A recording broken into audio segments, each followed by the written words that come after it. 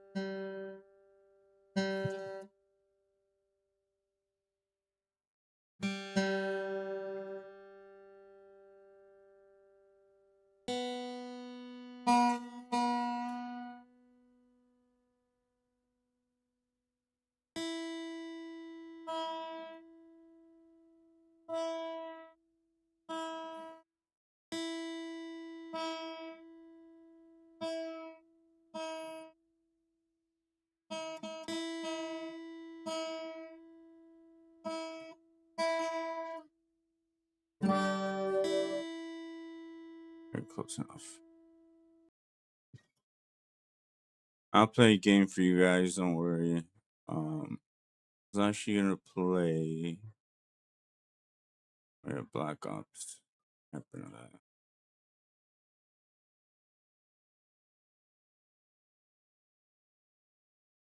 But before I thought I started with a little tune for you. My streamers, they are cool. Hello and welcome to you. Hello, everybody. Hey, don't be afraid to keep going.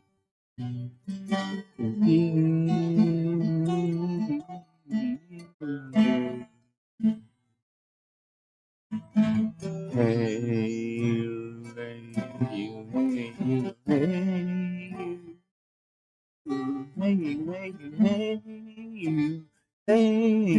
hey, you, hey, you, hey, you, hey, you, hey, you, hey, you, hey, you, hey, you, hey.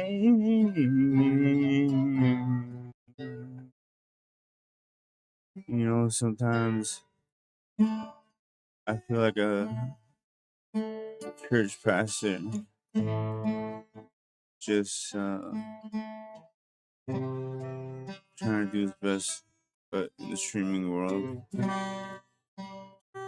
it ain't easy. I'm tired,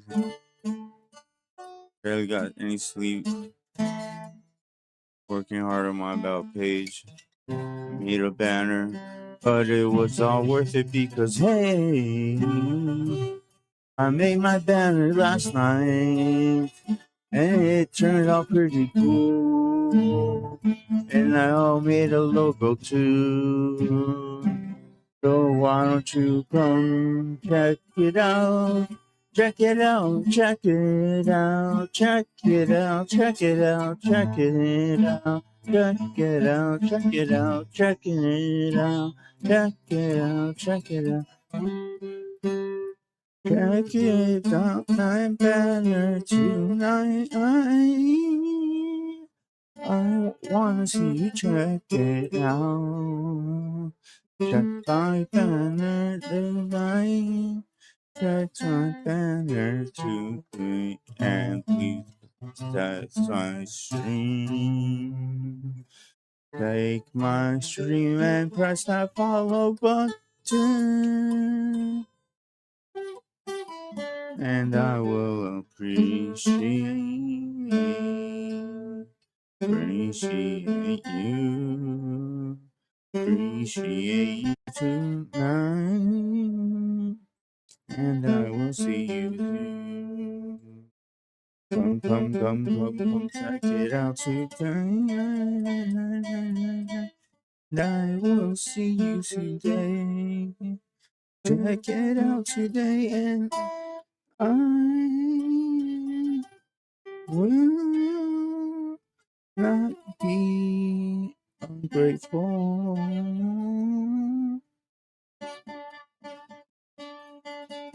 For checking it out.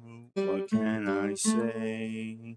What can I say? But I just want to make some money for that honey and some water.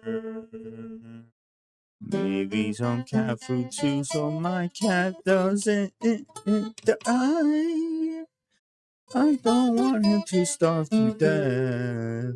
I'm gonna have to start feeding him my food, which is okay. I mean, you might recognize this.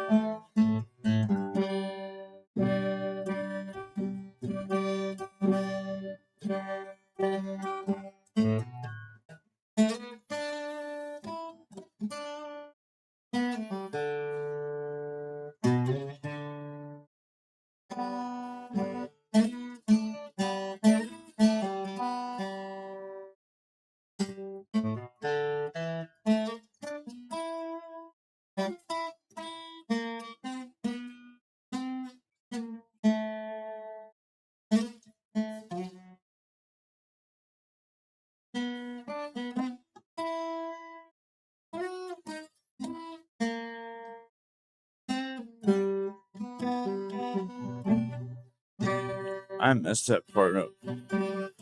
So you think you can tell heaven from hell, blue skies through pain? Can you tell a green field, gold steel rail, smile from a veil? You think you can tell?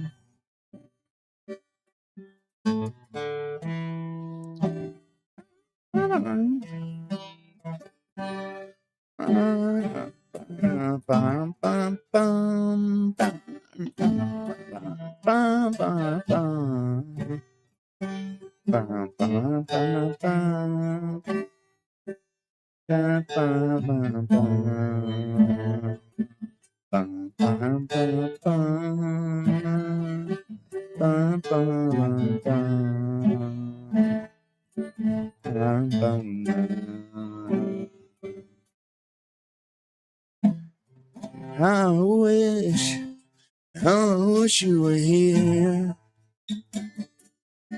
You're just two lost souls swimming in a fishbowl, year after year, running over the same old ground. Where have we found same old fears? Wish you were here.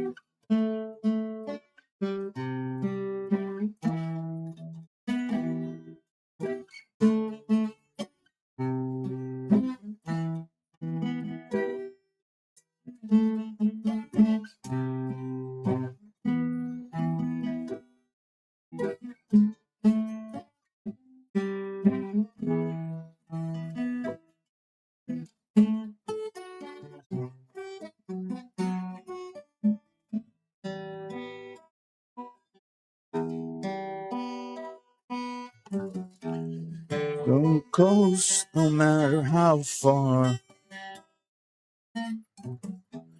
Never sing anything from who we are. It's just so hard to play that song and sing it at the same time.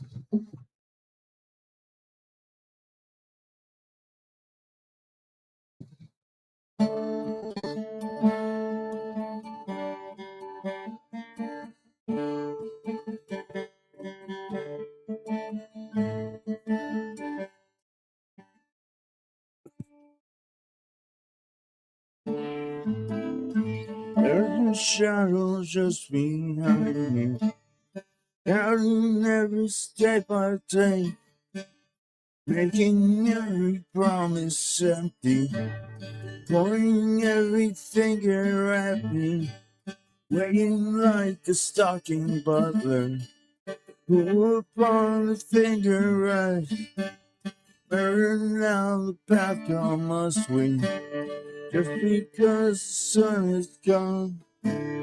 Jesus, won't you come and whisper something from this passing done? Jesus, won't you come and whisper something but what's passing done? Why can't we not be so right? Just one to start things over. Why can't we sleep forever? I just want to start things over.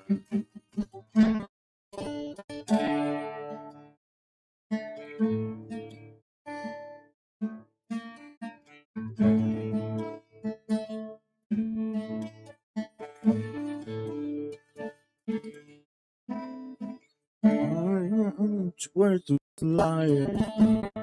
I'm just an imbecile. Alone, get you. Oh, I'll find the center in you. I will let you bring it out, John.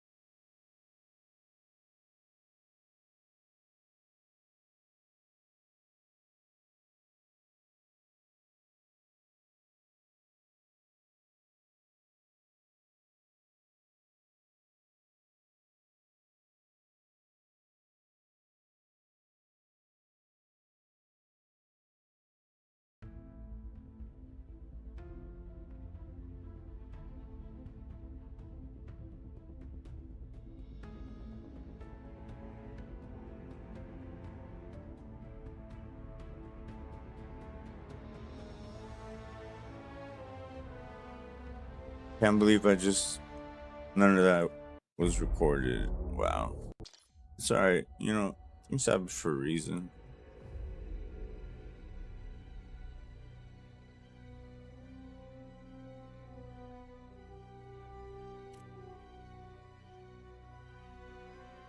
Alright, Black Silence Season 1 is now live, so let's go into this, baby.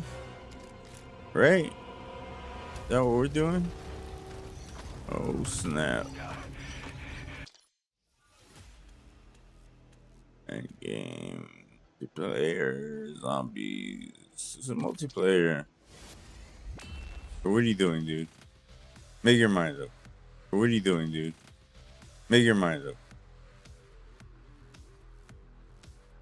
This is why I'm trying to get Linux on this system, but it's freaking impossible, I'm telling you.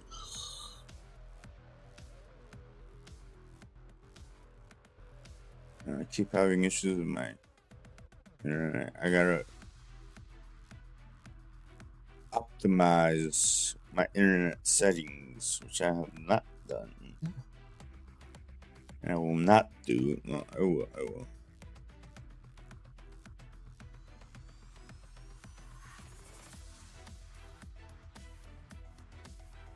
Let's let those shaders load. Put more guitar. Those shaders are loading up.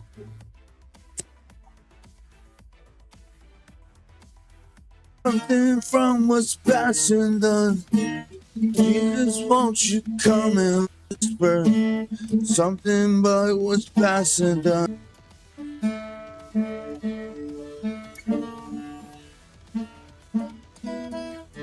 I am just a worthless liar.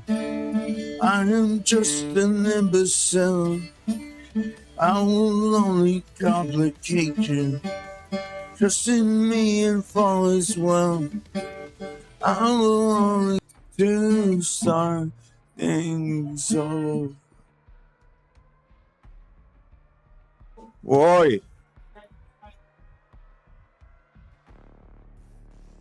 No, yo voy.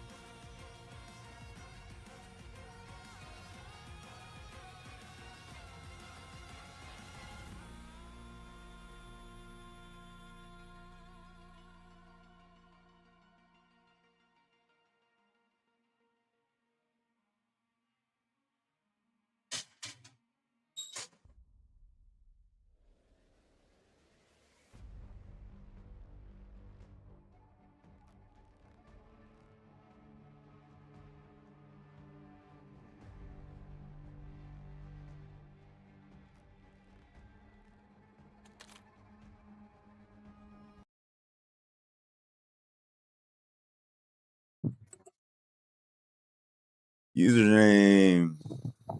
Loved your vibes. What's up, brother?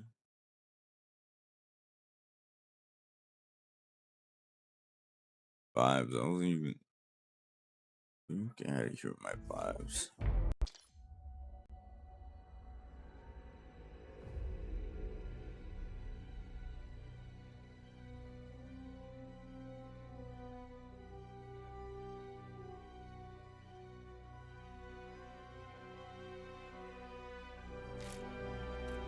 Shaders loaded. We good? Alright, we're good. Let's try that zombies map, huh? Season 1 battle pass. Heck yeah.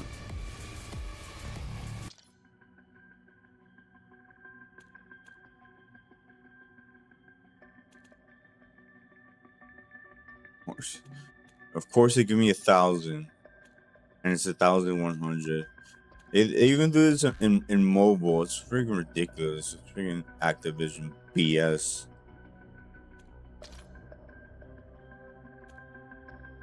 Dude, I don't want your battle pass, bro. Get away from me. Okay.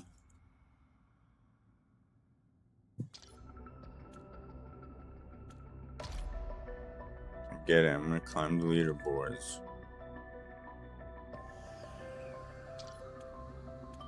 Dude, come on, just let me play.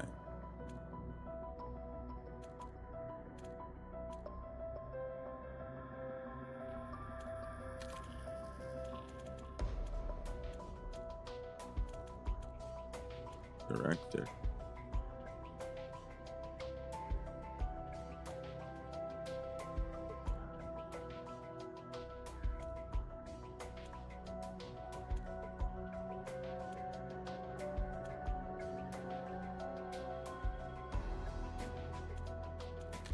And there's quad, obviously.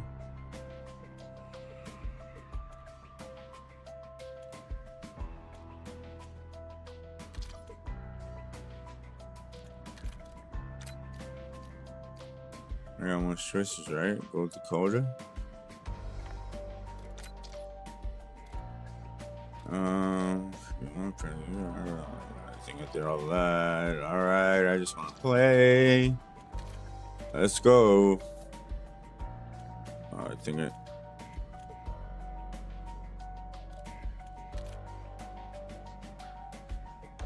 Let me send my.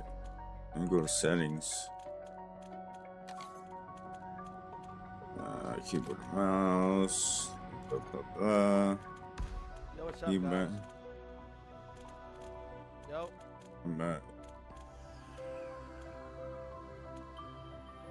Anyone have a mic? Yes. Yes. I had to set my key bind. Forgot to do that. You know how to do the Easter egg? No, bro. Nothing. I know how to kill zombies. I'm a zombie killer. What they call me in the streets. You live.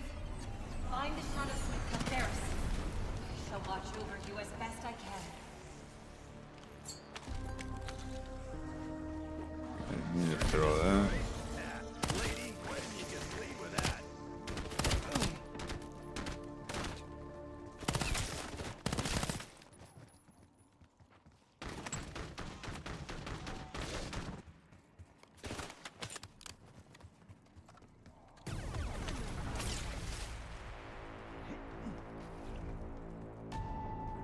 Only when you are all restored can you hope to confront the tyrant who brought you here.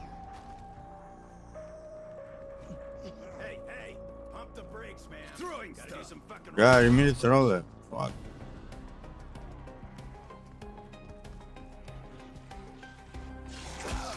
Where the fuck did you come from? Yo, they totally changed this from the last time I played.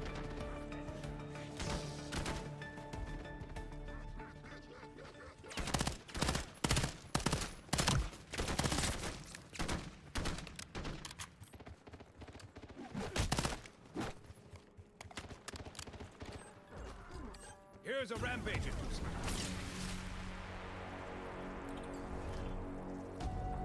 My kind wove all of creation from nothingness. We call my sister Caltheris the Needful. At ease, old-timer. We'll remind your sister who she really is.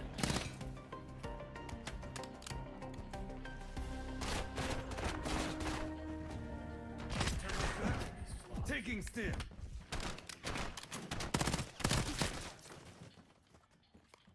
I'm lagged out.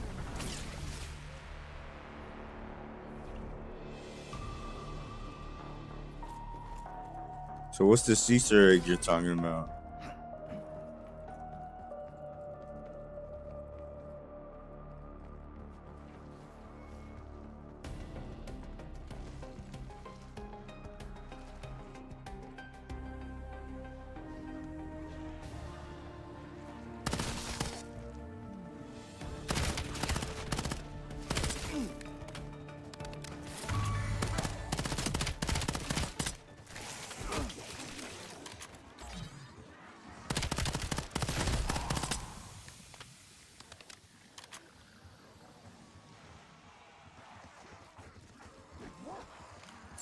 Cluster grenade going up.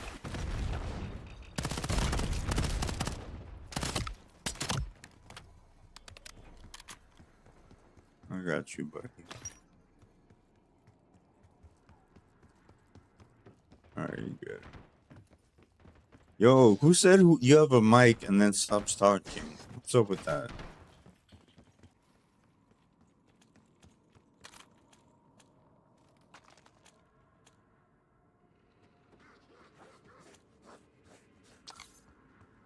Yo, is my mic working?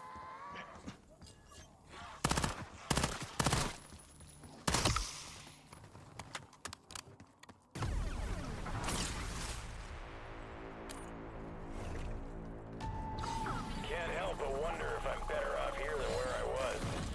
Maybe I'm doing some actual good. Killing real monsters feels better. I do with gum.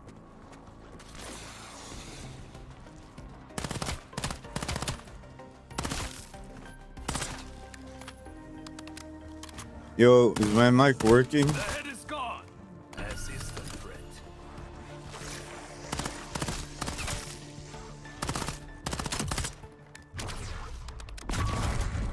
Holy crap. Why does that keep happening? Uh-oh. I need what they call a gun.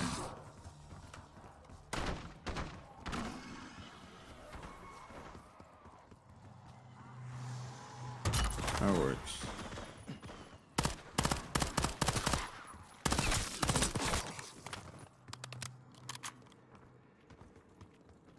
This rig up? No.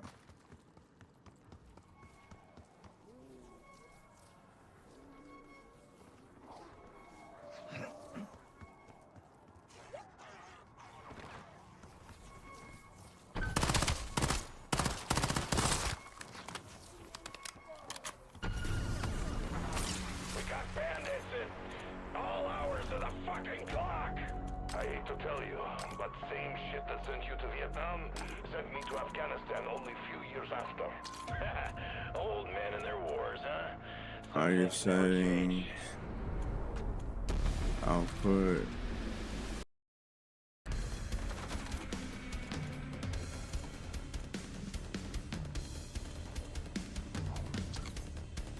Yo, can you not hear me?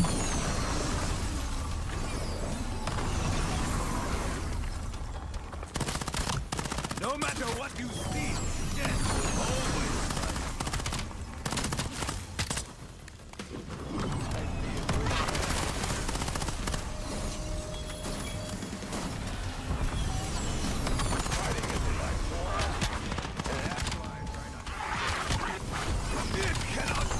Damn it. This is how it ends.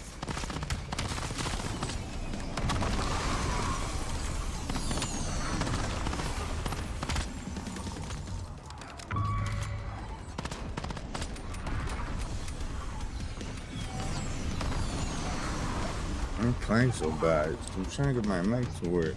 I don't know why he can't hear me. Something wrong with this.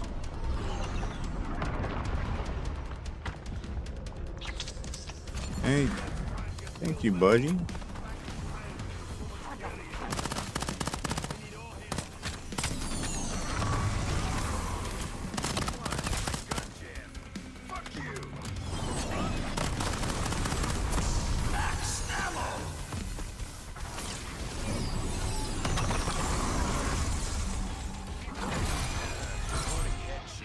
Get here?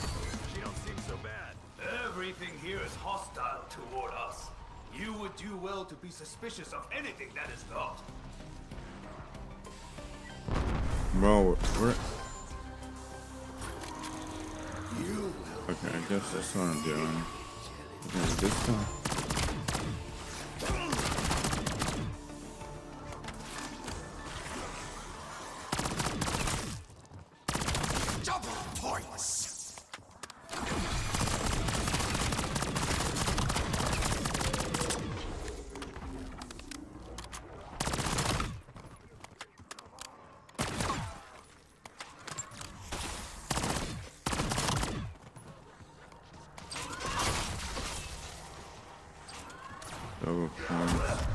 Ow.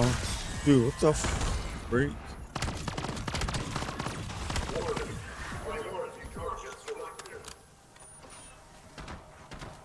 Yo, I got this thing chasing me around. This kid cannot deny my aim is true.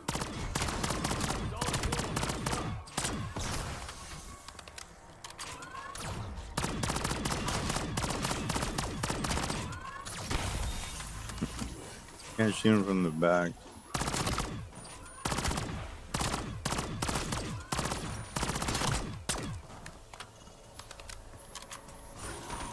Right back.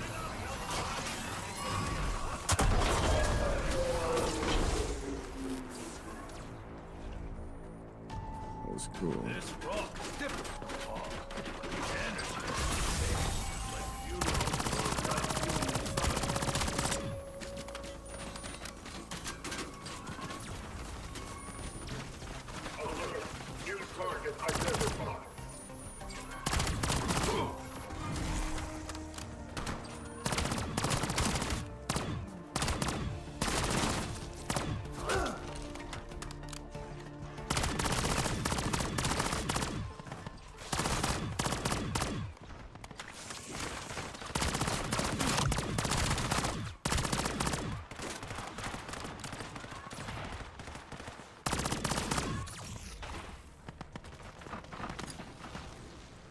You know. I'm okay.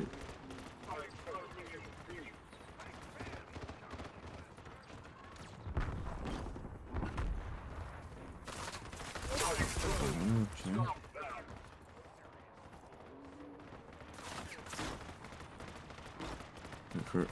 Yeah, that's something.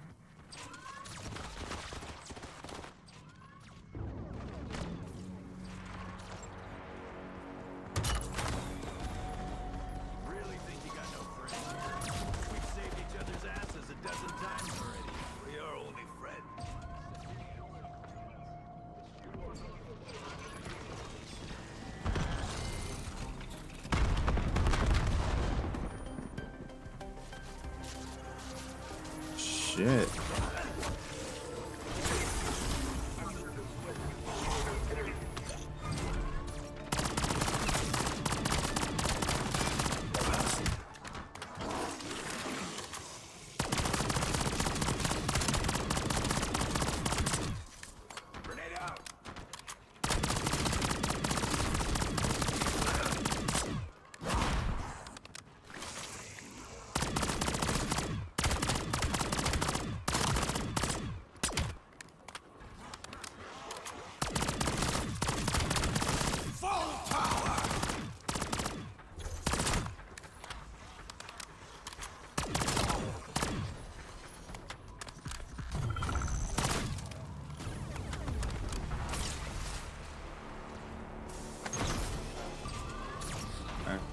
Bunch of again.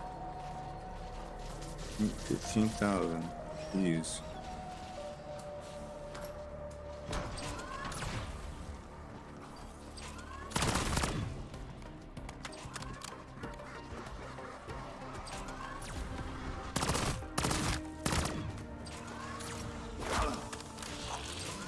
There, I need to buy Pack-a-Punch. First, let me get some ammo. An unforeseen complication was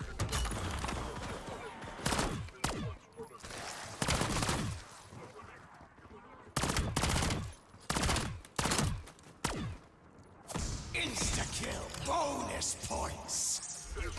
Oh, nice. For me. no solution to this problem is available in current programming directives. Attempts to explain that their disruption of patrol is detrimental has resulted in more interference due to follow-up questions and anointing me with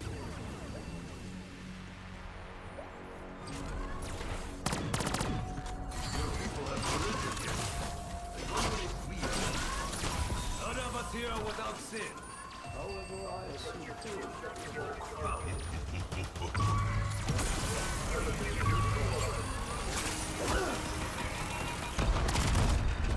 This world tests my patience yet again. He should check coolant. What the hell, dude?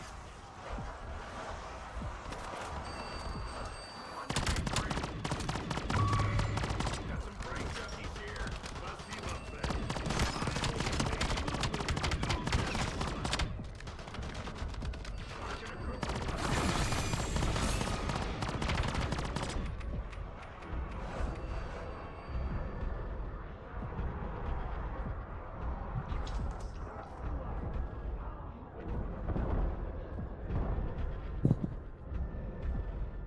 Okay.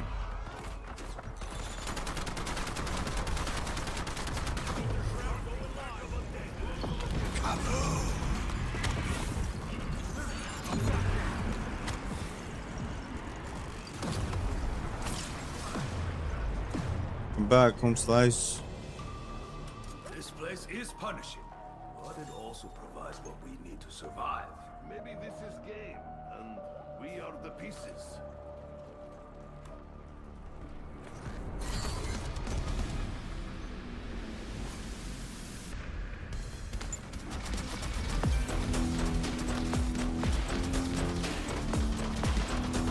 Hey, thank you, buddy.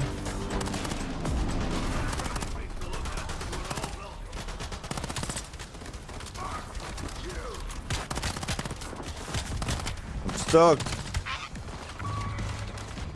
Oh, not good. Prago!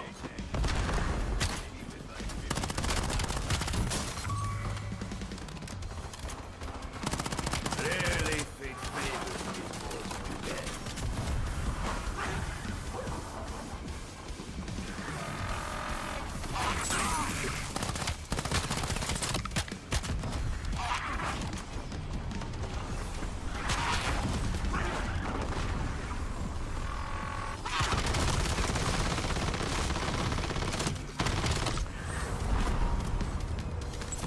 Max ammo!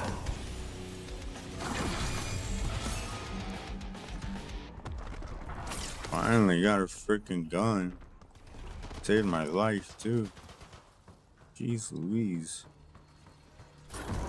Yeah.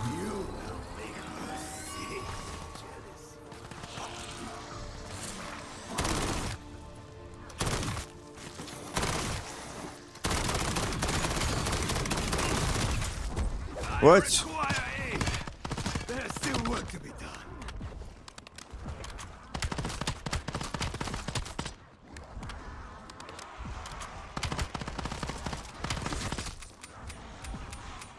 Max armor.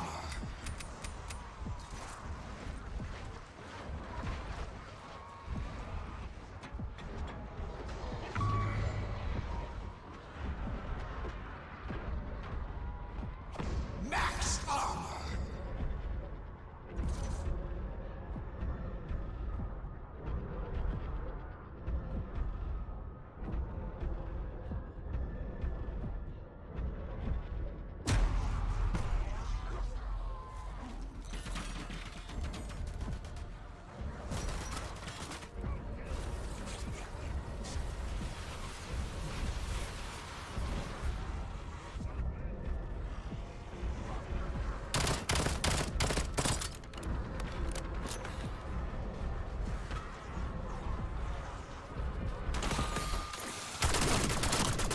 citizens!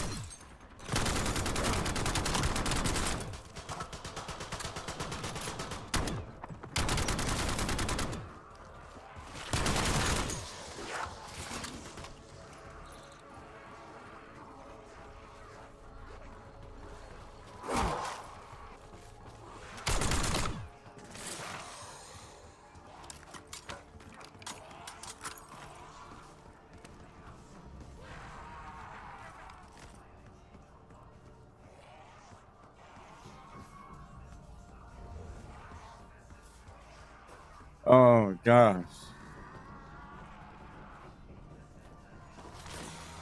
Put another shit. No, I found a Zen on the floor actually. Just brand new. I know, right? Oh, it's right here. Oh, dirt. I'm dirt now.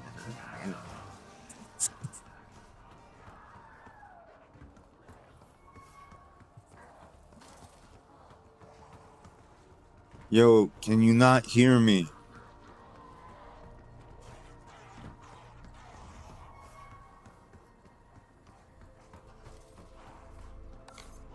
I don't get it.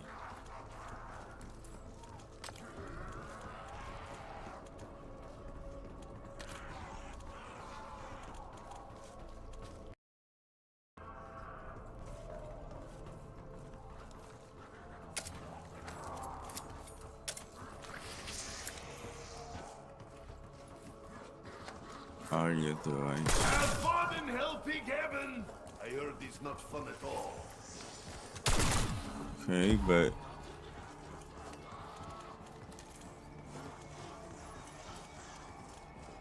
voice. Yeah.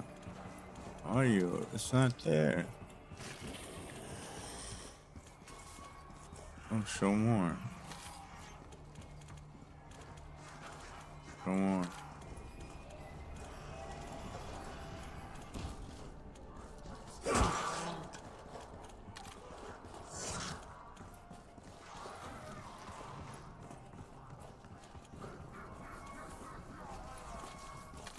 It's not letting me choose with my.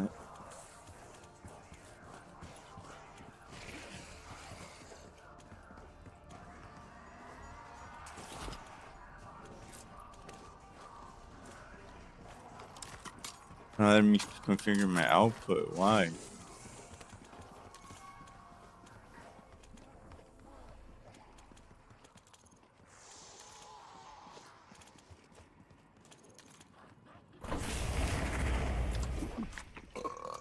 Look! Little wizard mosquito wants to be Nikolai's friend!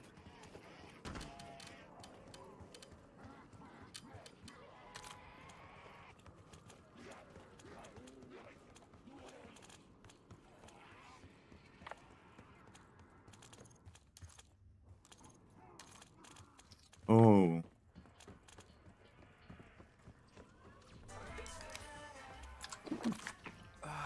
Makes Nikolai feel strong, like angry. Refrigerator! Ah, fuck you!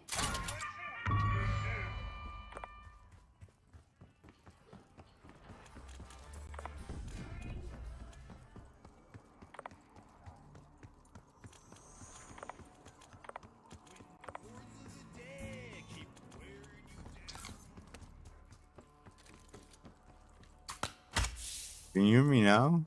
I hope you're grateful. Now what happened? Hello? My mic is off.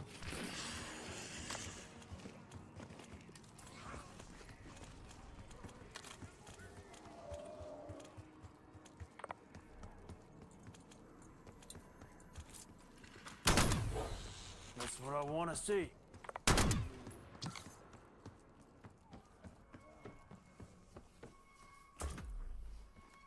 What the hell?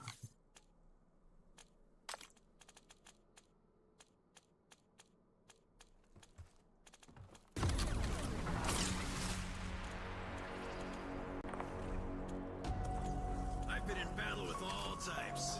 My money's on you being a stand-up guy. Sadly, flattery will get you nowhere.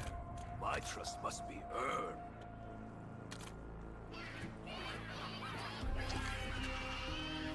Can you?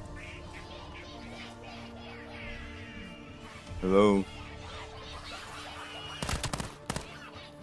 Oh, where's my other gun? I lost it when I died? Okay. That's great. And I lost my... Fall tower! Like, what's the point?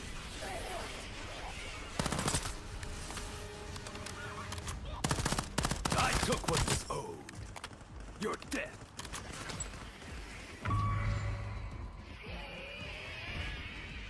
Where the heck was that gun?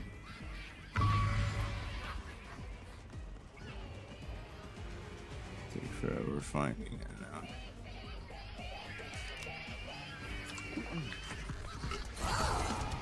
Such a refreshing delight.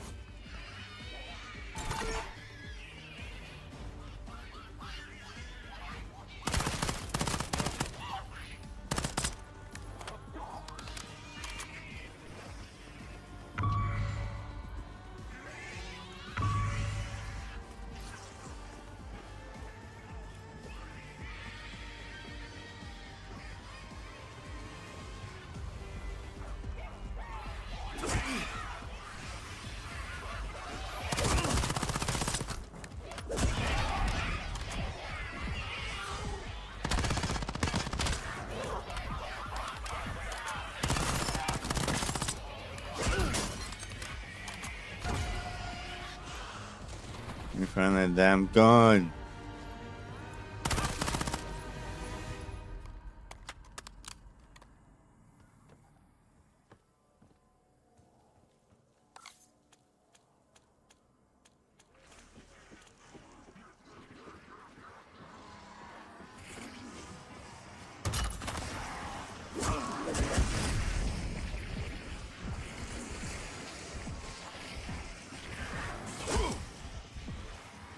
Oh, dude.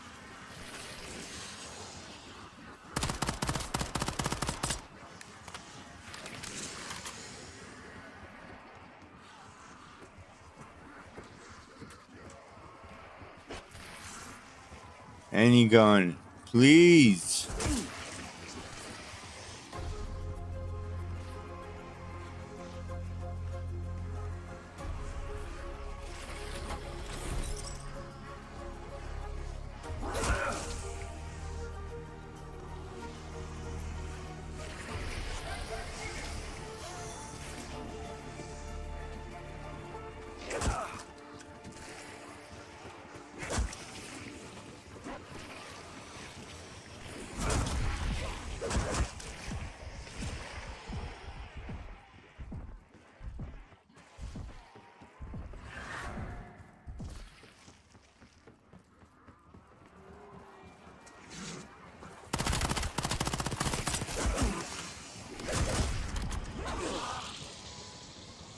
Servo motor is enhanced from suboptimal temperature. Moving as the Great Voice commands. Intruder calcified. Resuming control.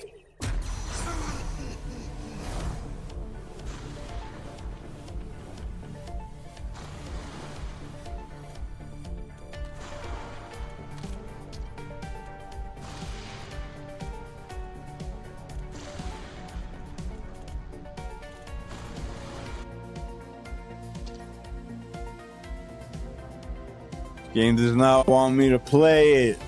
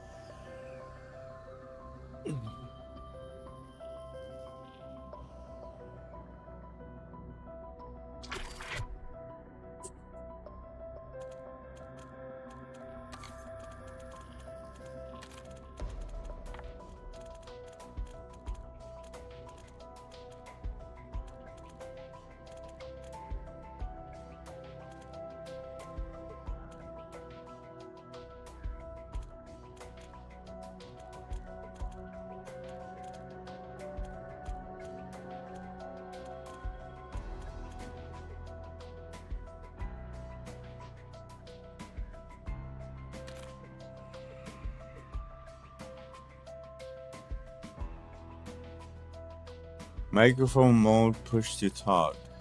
Jeez. What kind of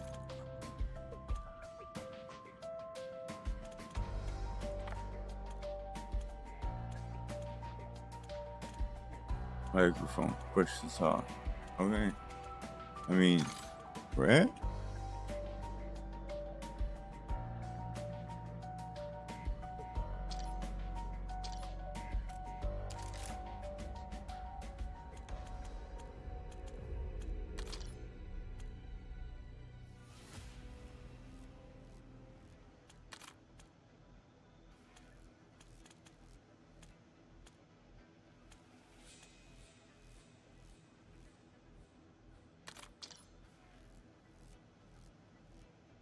Hello, hello, hello, hello, hello, hello.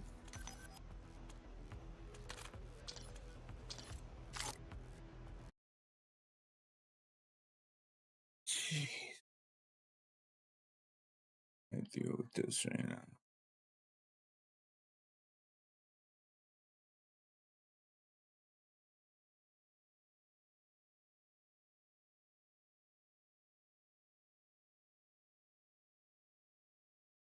Finally.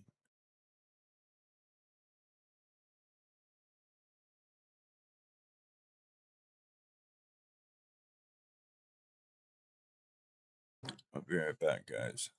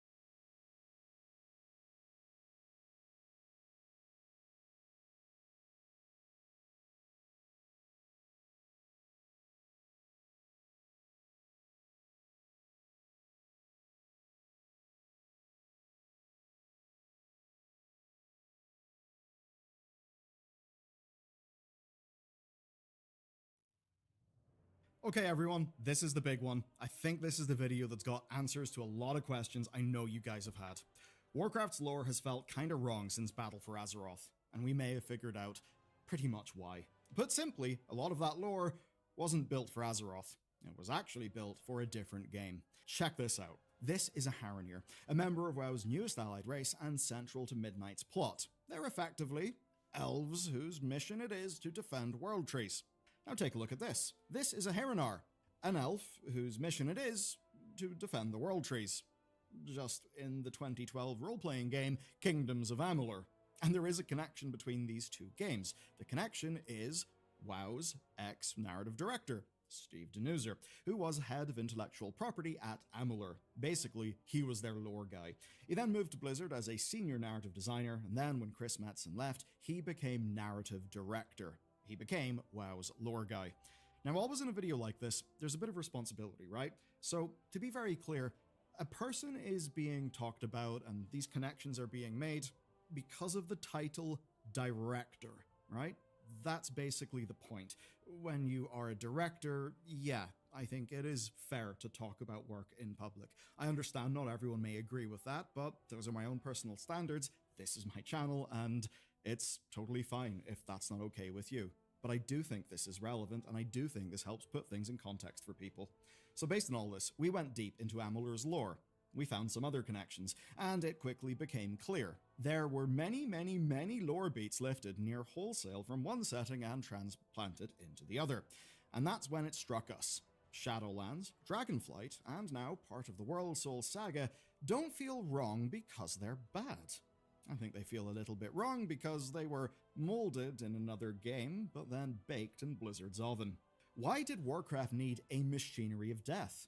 Why were there so many primalists in Dragonflight? Where the hell did they come from? Why were they so powerful? Why is Elune being the Summer Queen something bizarre that makes near zero sense and really does not mesh comfortably with prior lore? And what the hell is an Arathi, or should I say, an Irathi, spelt with an E, or another race from Amalur? Well, they are all things that are creations under the directorship of Steve Denuser, and they all predate his work at Blizzard Entertainment. But before we begin, I want to be very clear, this is not a hit piece. Amalur's lore actually goes really hard. Fair play to Steve, actually. The Amalur lore goes hard. I wish we got more of that world and that they actually got to make the MMO that they always dreamed of making. It's a game that many love, even so much so that it actually did get a remaster. It's fairly excellent, it has a phenomenal backstory. What I'm saying, though, is I think we now know why a lot of this lore doesn't really fit in World of Warcraft. It wasn't built to fit in World of Warcraft. It came, in great part, from somewhere else. So, let's get stuck in, and let's see just how much of Amalur wound up in World of Warcraft. Now, there is one other thing, and it's more important if you're, say, a Discord user, because Discord got hacked.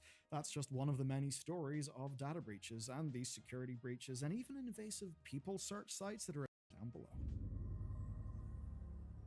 Denuser worked on World of Warcraft from 2015 to 2024.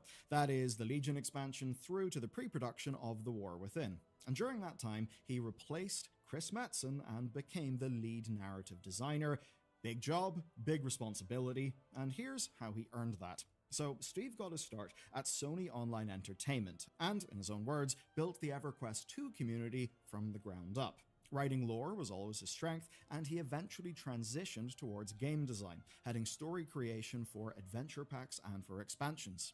But his big break was 38 Studios' Kingdom of Amalur. It had some huge names attached. Ken Rawlinson, lead designer in Morrowind and Oblivion, R.A. Salvatore, a veteran fantasy author, and art design from Todd McFarlane, who is founder of Image Comics and the creator of Spawn. All of those huge lore names, and Steve was their lore guy. The one tying it all together. He created that game's immense backstory and timeline, building out enough content to actually support several games in the same franchise, because 38 Studios was always trying to get toward building a massive MMO. Of course, only one of those games was ever released, and it seems the rest was stuck in Steve's head. That is, until he joined Blizzard, and that's where we begin to see some timelines bleeding into each other. But to be clear, he did not join Blizzard at a easy time. It was a company in flux with deep personnel problems. By the time of the War Within, Chris Metzen is no longer at the company. He had retired, and apparently the last thing he worked on was the Battle for Azeroth cinematic. And in fairness, had the expansion felt like that cinematic, it probably would have been a banger. Now, the man who replaced him was not Steve Denuser, it was Alex Afrasabi, and he was building one of the most controversial storylines in World of Warcraft's history ever. This truly is the case. Certainly, a lot of us in the scene have heard things, and, well, even publicly, Alex was the person named in the big Activision Blizzard lawsuit that just kicked off the entire chain of events that led to a lot of changes at Blizzard, but also basically facilitated the acquisition, right? Now, he was really running things into the ground. And from what we understand, substance abuse issues were also present around the time that lore decisions started getting more and more and more crazy. There was a rather infamous interview about Sylvanas' motivations essentially being retconned for the Wrathgate cinematic. You may remember that if you were terminally online in WoW spaces back then, as I was. Now, by Sylvanas' side was Nethanos, who the community have widely read as Steve Denuser's Dark Mirror self-insert. Of course, some of that is some community banter, some of that does go too far, but we didn't really know it at the time. What would happen is that storyline ended up barreling towards the Shadowlands, and that's really when Steve got his first opportunity to lay down the lore. And before we go into this, you need to remember that a lot of the decisions being made in situations like this happen way before you actually see the content. And it was relatively shortly after the Battle for Azeroth expansion came out that Alex quietly left the company. And rather obviously, we kind of know where that was all leading. Now, around that time, well, Shadowlands pre-production starts, and we start seeing Battle for Azeroth stuff move in the Shadowlandsy direction. Now, we turned up in the Shadowlands, and what did we find? We found that the machinery of death was broken. I suppose we didn't even know that there was a machinery of death, but here it was. And with it being broken, so too was fate itself. We were hailed as the Mawwalker, the coolest title a fantasy game has ever made.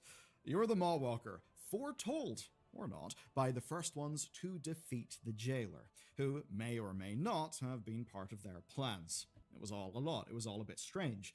And this is the first time we are going to cut to Kingdoms of Amalur. In Kingdoms of Amalur, the game opens with a corpse being resurrected. That corpse is you. And we find ourselves in the middle of the Crystal Wars, where the immortal Fae are absolutely trouncing the mortals. Why are they winning? Well, they're winning because the Fae can resurrect themselves through the machinery of death, and the rest of Amalur can't. So, some gnomes then destroy the machinery of death, and in doing so, break fate itself. Which does rather sound Shadowlandsy, doesn't it? I mean, the framing for Amalur and Shadowlands are just remarkably similar. But why did this feel odd in World of Warcraft? Well, in Amalur, the player character is known as the Fateless One. They basically have this fate-breaking aura around them. Battles foretold to be lost can be suddenly won with the player's intervention, and with that power, the tide turns against the immortal Fae. I think it's actually a great conceit at the heart of that game. You can fight gods because your mere presence messes with their powers. But then we're told, in World of Warcraft, that we've also got this special essence that means no one in the Shadowlands can predict our next move, and somehow ties our connection to Azeroth. It's a whole new dimension to our powers that we've never really heard of, and it doesn't end up making sense. Much later on in Dragonflight, during the Tearsguard heist on Elisond in the Nightwell, she tells us that we've got some special fate-breaking power, which rather came out of nowhere. But that's just the beginning. To really hit things, let's go to Ardenweald, because they put Irish people in World of Warcraft. And guess what? Most of us in this team are from Ireland. So yeah, we can talk about this bit for sure. In the Court of the Winter Fae, Gadflo the Bard takes High King Mathron's crown as a joke, but instead of returning it, he actually kills the king.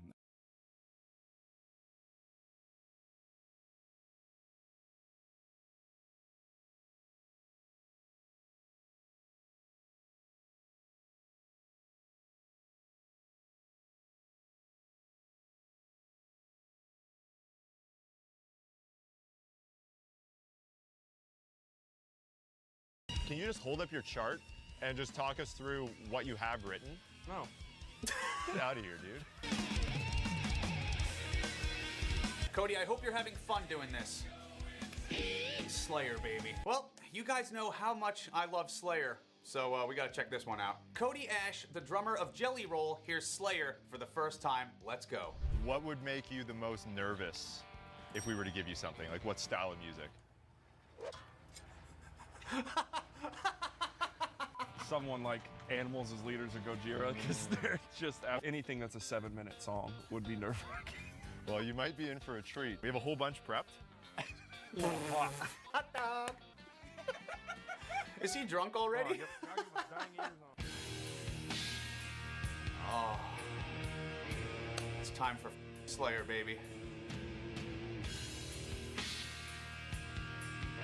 Of course, showing him the drumless track so he can create his own parts without even knowing what it's supposed to sound like. Do they sing? I have no idea what this is. There's no vocal or anything? There is. It hasn't came yet? There will be. What? I had no idea. It's Metallica, obviously. I have never heard this. No, not today. It sounds like Metallica. Who is this? Cody! It's okay. That's crazy.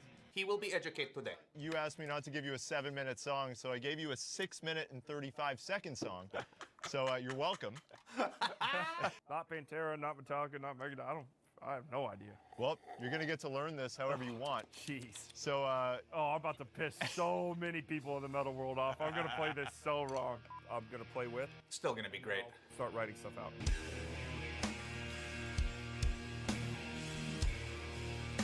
Just getting a feel for what he wants to do.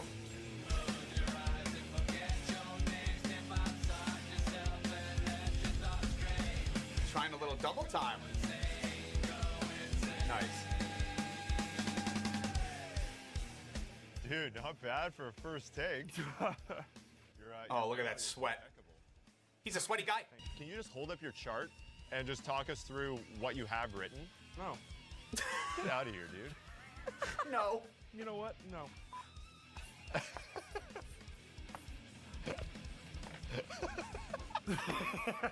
I don't know this song. The system that I found easiest was just to write out the whole song like measure by measure, and you can, when you're doing that, I found that you can hear the changes in guitars and where like you can learn how to read where transitions are going, or like the way that the song is moving. You can hear that it's about to revisit a part from earlier, or they're going to create a new part, or it's going into like a chorus, and so like writing it out like this has maybe kind of helped realize that. Very absolutely rocking metal. Smart guy. Who says that? Very rocking. I'm like my fucking grandma, dude. I love my grandma. You want to run it? You want to do a final take? I think I can do a final take. I think we'll be all right. I gotta take care of something outside real quick though. Do we have a minute? Yeah, sure. All right, let me 1 second. I'll be right back. You're gonna do Where's good. he going? You got the song. You're fine.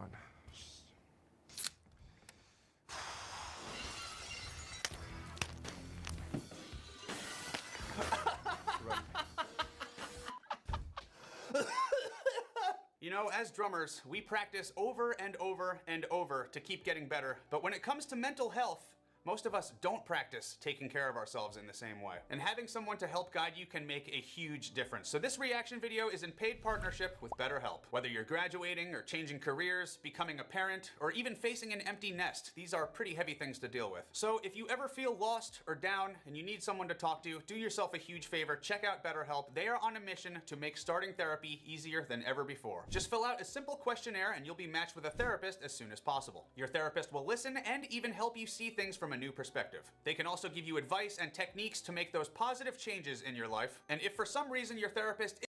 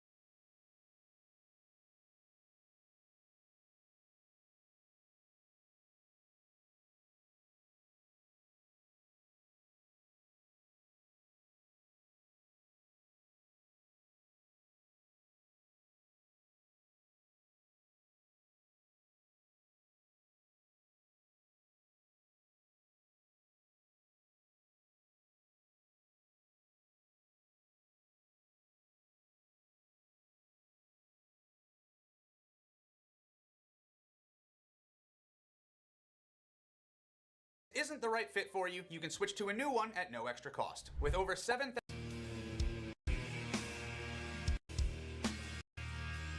.com/66samus. I will put the link down below in the description for you, and thank you so much, BetterHelp. Final take, here we go.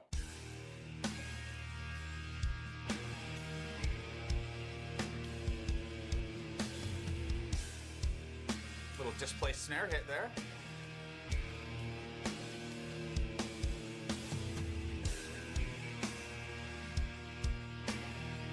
Absolutely works.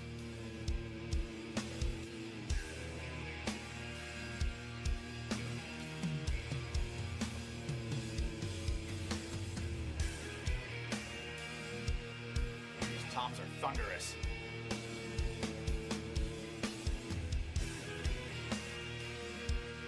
Nice little ghost notes in there.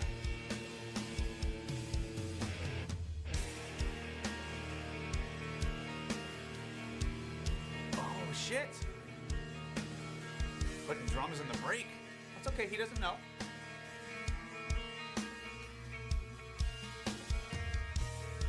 Still works, still sounds good.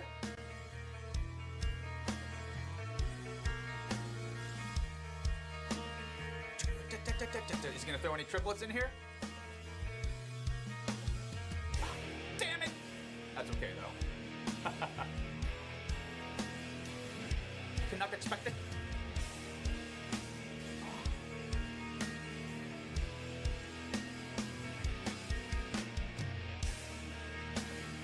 Nice.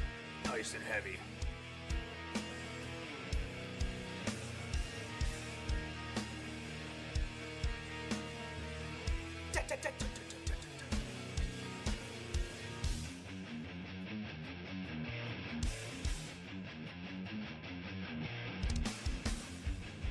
Different accents.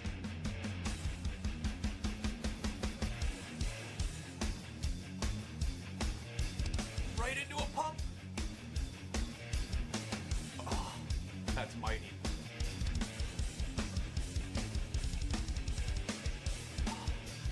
That was an explosive fill.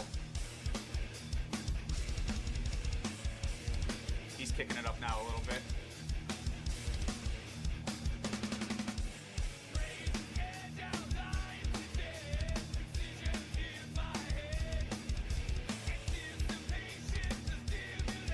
He's got good double bass chops.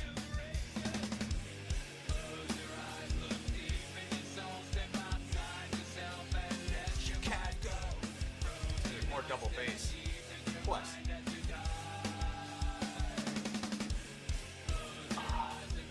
He's nailing those punches, dude.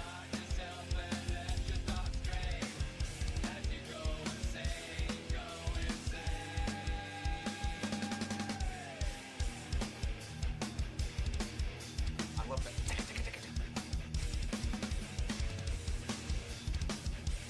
Damn.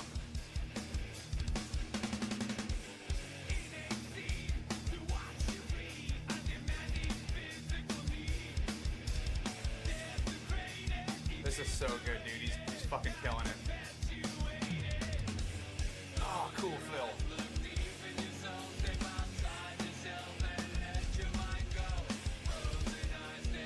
He's consistent with adding the double bass there. Love it.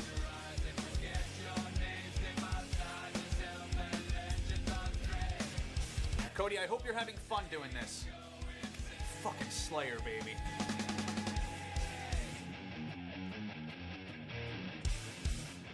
Nice.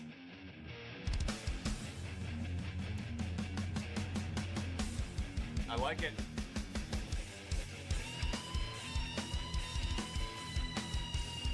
Man, he hits fucking hard. Woo! Who did it?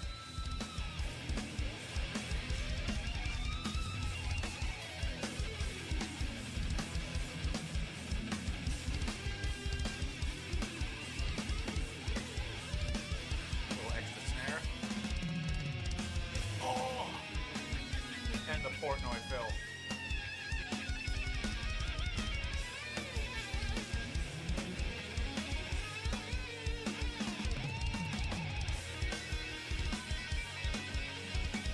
was the best fill so far.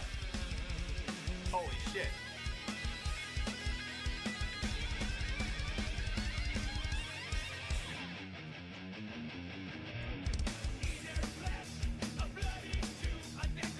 I wonder what he's gonna think when he hears the actual, like, the crash accents for that part. I think he'll like it.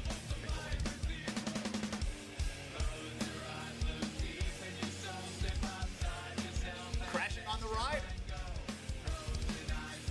Sounds good.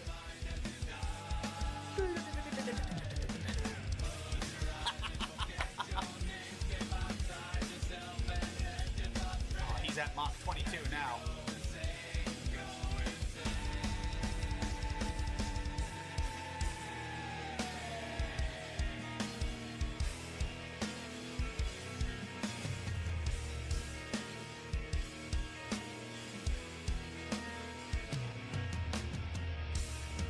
Cody, this is fucking great, man. Oh!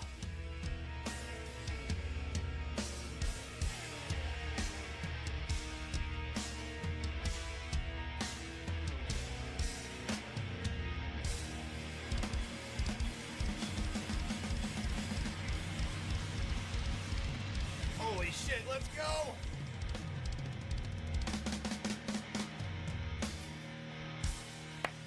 Holy fucking ball sacks. That was so fucking good. Yeah, there it is. Well done, man. That was killer. Amazing. That was so fun. Hell yeah, it is. Now we can finally tell you what this is. Please, for the love of God, tell me. So, you guessed Pantera. Yeah. You guessed Metallica. Yeah. Anthrax? Not Anthrax. Close. You also guessed Megadeth, which was, I guess, the other 3 of the 4. I was gonna say Big 4, yep. Slayer. Carrie King. That's right. Oh, he knows Carrie King. This came out in 1990. This is Well, how do you not know Carrie King, right? Seasons in the Abyss with Dave Lombardo on drums. This music video was the recorded god. in the pyramids in Egypt. Of course it was. That sounds like a super Slayer thing to do. That was a lot of fun to play. That was like, it got like really heavy. Totally. So here's the original with... Dude, Slayer gets that blood flowing. And here's Boing! Oh, what? I didn't expect that.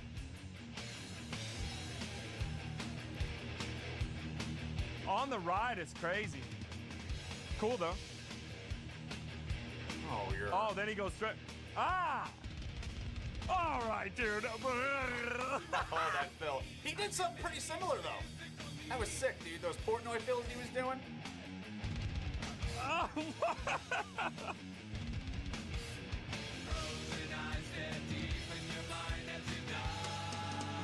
hey! Oh, get a taste of that high tom. you Yum know, yums. Plus. That's sick. I did not. Yeah.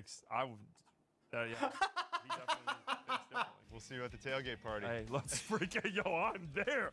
Let's go! Ah! Okay, final verdict. I'm giving him a 10 out of 10. Pretty much all the beats he played sounded excellent. Even if they weren't the original parts, they still worked. Oh, that was great. Plus, Cody just seems like he's genuinely a fucking awesome dude. I feel like he'd be a lot of fun to hang out with. So, just for that, we're gonna give him 1 extra point and make it 11 out of 10. So that's half of what? Thank you guys for watching with me. Go subscribe to Drumeo. Go subscribe to Cody. And while you're at it, you know, I'll take a little bit of that sex too. Fucking love you, chodes. See you next time.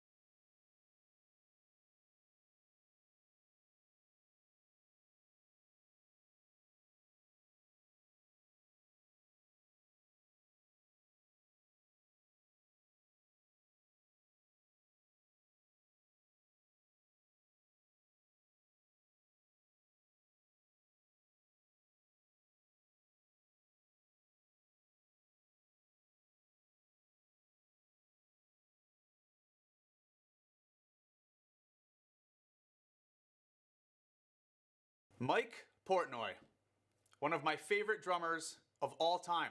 He was recently at the Drumeo Studios filming some excellent content, so today we're going to sit around the campfire and enjoy it together. We're going to watch him play Panic Attack, As I Am, and for the finale, we'll watch the clip where Mike hears a Nickelback song for the first time.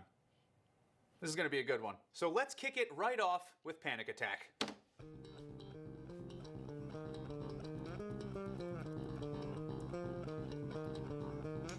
Go!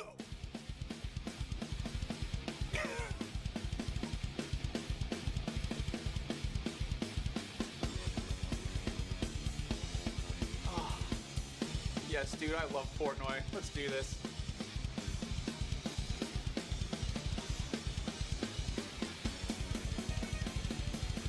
Diarrhea blast. Welcome.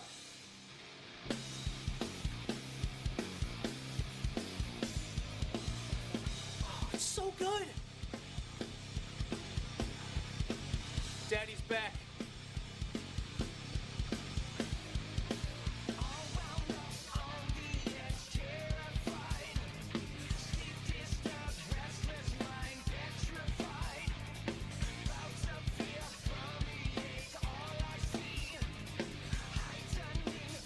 I love the kit he's got for this Drumeo stuff.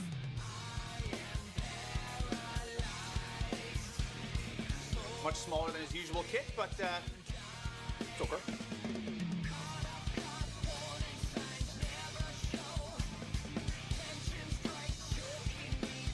Here we go.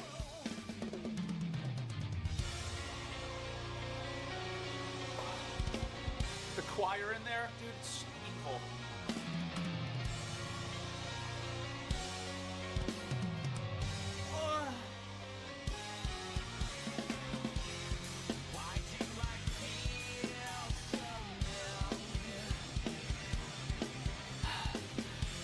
Saying it right now, this is gonna be fucking amazing. It's Mike Portnoy, dude.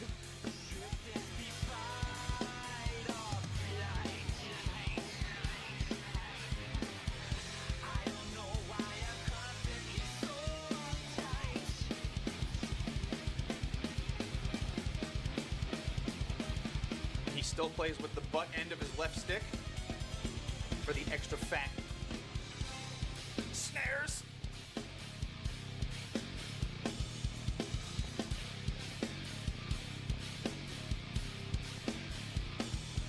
Double bass.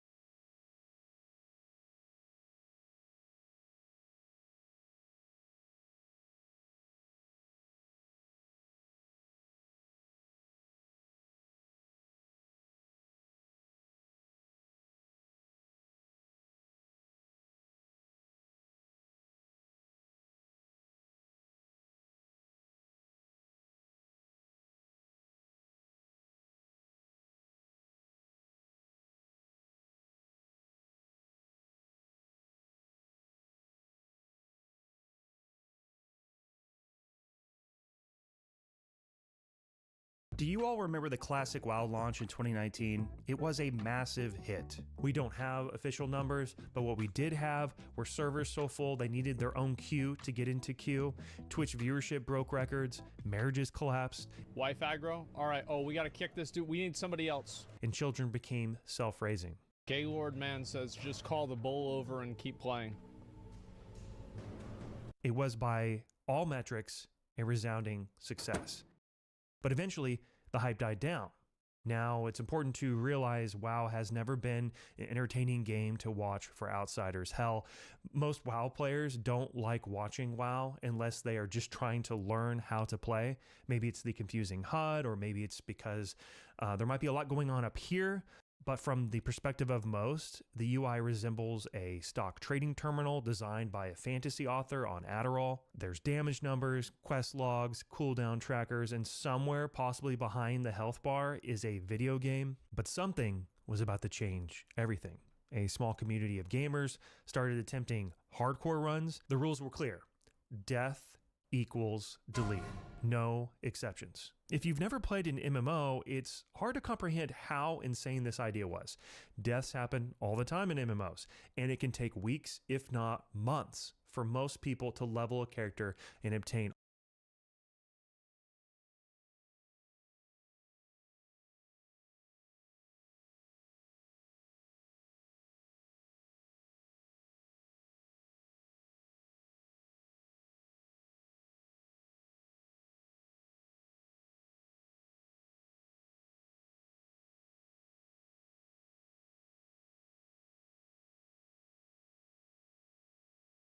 "14 playable races, 12 allied races, 13 playable classes, and dozens of specializations. This is the essence of Warcraft, and naturally, for a variety of reasons, some classes, races, or specializations end up far less popular than others. Some players dislike the gameplay, the visuals, the aesthetics, the lore background, the animations. The list of reasons can be endless. Today, I want to take a look at the least popular races in World of Warcraft, and talk about what exactly went wrong.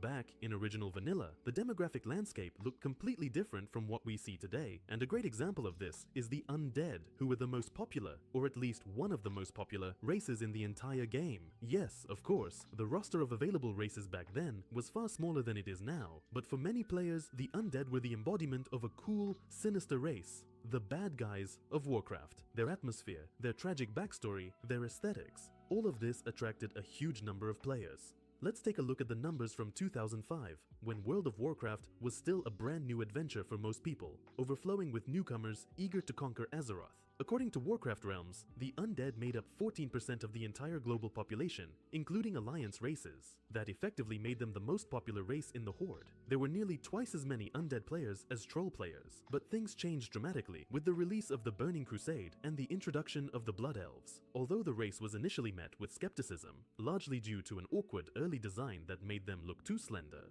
they very quickly skyrocketed in popularity. Before long, the Blood Elves surged to the top and easily overtook the Undead. By the end of Burning Crusade, they represented 15% of the entire population, and that was with more total races added to the game. Meanwhile, the Undead dropped from 14% in vanilla to 11%. The trend continued for years. By Legion, the Undead had fallen to the same share as the Trolls, a race they once outnumbered nearly 2-to-1. Meanwhile, the Blood Elves, despite the fact that Vorgan, Goblins, and Pandaren had been added since Burning Crusade, rose even further. Their share grew from 15% to an enormous 20%. According to more recent data from Data for Azeroth, the Undead now make up 3.6% of the global player base.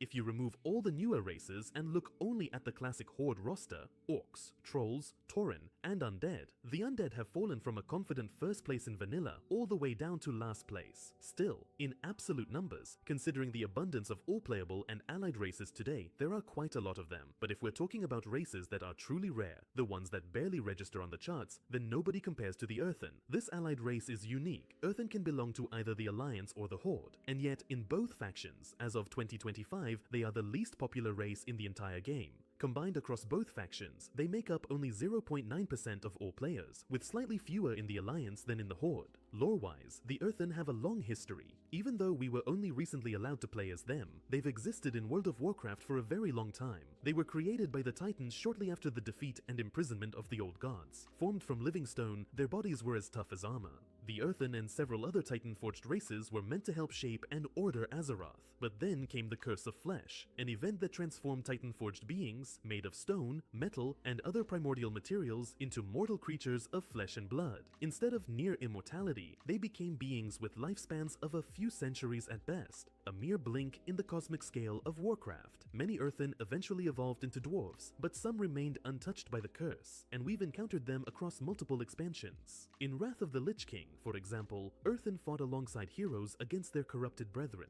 the Iron Dwarves, many of whom had fallen under the influence of the old gods. In Legion, we helped the Earthen and other races reclaim control over the Uldua complex. And in the current expansion, The War Within, they have become one of our key allies, especially in the campaign against the Nerubians. Although the Earthen initially greeted the champions of Azeroth with caution and distrust, those fears quickly faded once we helped them repel the Nerubians and repeatedly came to their aid. Their capital even became one of the main hubs of the entire expansion, so why are they still so unpopular? First of all, the option to play as them is very recent, so naturally their numbers will grow over time. But for now, many players simply had no compelling reason to switch to them, especially Alliance players who already have the dwarves, who fulfill a similar fantasy despite some differences. When the Earthen first launched, their racial traits caused confusion among players. Due to lore reasons, they are essentially living stone constructs. They were unable to eat food. For anyone who plays high-end PvP or PvE content, this created real inconveniences, like not being able to quickly recover health before a boss pool or a battleground fight. As an alternative, the Earthen were given a racial satiety system. They consumed a special stone that granted secondary stats. In theory, this was meant to compensate for the inability to use regular food. And to be fair, it did solve some problems, but not all.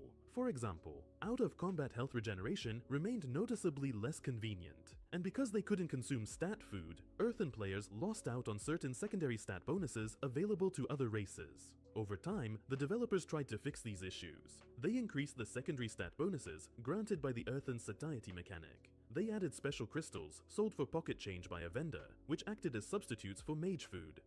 They even introduced an additional racial ability that restores health and mana while sitting out of combat. But long-term, these are minor details. Plenty of players genuinely like the new allied race. For Horde players, it was actually the first time they could play something resembling a dwarf without switching factions. Others simply liked the more rugged, crystalline, stone-forged aesthetic. So I wouldn't be surprised if the Earthen become significantly more common over time, especially since they've only just entered the game. But for now, they hold the title of the single least popular race in World of Warcraft. Standing almost next to them in terms of player population are the Mecha Gnomes, who make up just 0.9% of players. Their history closely mirrors that of the Earthen. Long ago, gnomes, just like the Earthen, were created from dense, durable elements. But due to the curse of flesh, these once mechanical beings became ordinary creatures of flesh and blood. Not all gnomes were content with this new state. One gnome king in particular became obsessed with reversing the curse and restoring his people to their original mechanical form. Driven by this desire, he abandoned his kingdom and led a group of followers to a place known as Mechagon. There, he founded a new realm where he and his subjects sought a way to undo the curse. But the king eventually descended into madness. Determined to cheat fate itself, he forced his people to undergo involuntary mechanization, replacing entire body parts with mechanical ones, whether the gnomes wanted it or not. That is why mechagnomes combine both organic components of flesh and blood with mechanical limbs such as arms or legs. Later, the king issued a decree declaring all non-mechanical beings smaller than a child to be outlaws. By the time of the battle for Azeroth, he had already devised a plan to convert every inhabitant of Azeroth into mechanical constructs. In short, it was Warcraft's own version of a dystopian cyberpunk scenario. And overall, the race's backstory is quite fascinating. But why is this race so unpopular? Let's start with their overall appearance. It is, frankly, an acquired taste, and one that many players didn't find appealing. Mechagnomes differ significantly from their ancient kin we encountered during Wrath of the Lich King. Instead of fully mechanical metal bodies, we ended up with something closer to a 50-50 mix of flesh and machinery. Many players found their base models eerily unsettling. Creating a stylish outfit or transmog for them can be particularly difficult, but more on that in a moment. Though, if you dig through the forums, you can find some solid examples. They're just the exception rather than the norm. Skepticism toward the race existed even back during Battle for Azeroth. When they were first introduced, players quickly reacted with a fair amount of negativity. Forum posts from that period are full of doubts about whether this allied race was even necessary, at least in this form. A common opinion was that Blizzard could have simply added mechanical customization options to regular gnomes, instead of creating what would become the least popular race in the game. Speaking of customization, there are issues here as well. Their appearance options are very limited, especially compared to most other races. Mechagnomes cannot use traditional gnome hairstyles or beards. They also cannot choose different eye colors, despite such models existing in the game. Transmogrification is also restricted. Because of story-driven reasons, mechagnomes have mechanical limbs, and those cannot be transmogged. Specifically, their hands and wrists cannot be changed. Pants will display only partially, with the upper part showing, but the legs themselves will always reveal mechanical components. All of this contributed to mechagnomes becoming the most forgotten race in the game, considering that the Earthen, who appeared only in the War Within, have already nearly matched them in population. I'm certain that soon they will surpass mechagnomes, leaving the mechagnomes in last place once again. Not too far above the mechagnomes sits another battle for Azeroth race, the Kul Tiran humans. In the Second War, the Kul Tiran fleet became one of the greatest obstacles the orcs faced at sea. They successfully sabotaged Horde naval missions, sank ships, and disrupted the orcs' attempts to move troops from the south to the north of the continent. And in the Third War, they even intended to crush the Horde on the new continent, Kalimdor, where the orcs fled in their search for a new home. Kul Tiras established several strongholds right under the Horde's nose. In Battle for Azeroth, we were able to visit their island for the first time in World of Warcraft, as well as explore their capital, Boralus.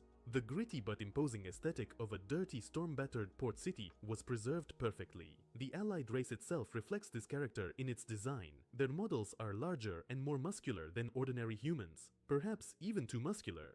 Currently, this race accounts for about 1.5% of players. They often appeal to those who want to play humans, but prefer a broader, sturdier model. And in that regard, Kul Tirans are an ideal choice. From time to time, players ask developers to add a slim Kul Tiran body type. In Battle for Azeroth, we encountered not only the stockier islanders, but also tall, lean individuals. Their appearance would fit the rogue class perfectly, as rogues specialize in agility, stealth, and lethal precision. Unfortunately, despite fans' wishes, this customization option was never added to the game. Still, as an additional alternative model for humans, Kul Tirans are quite solid. A similar thing can be said about the High Mountain Tauren, who surpassed Kul Tirans by only 0.2%.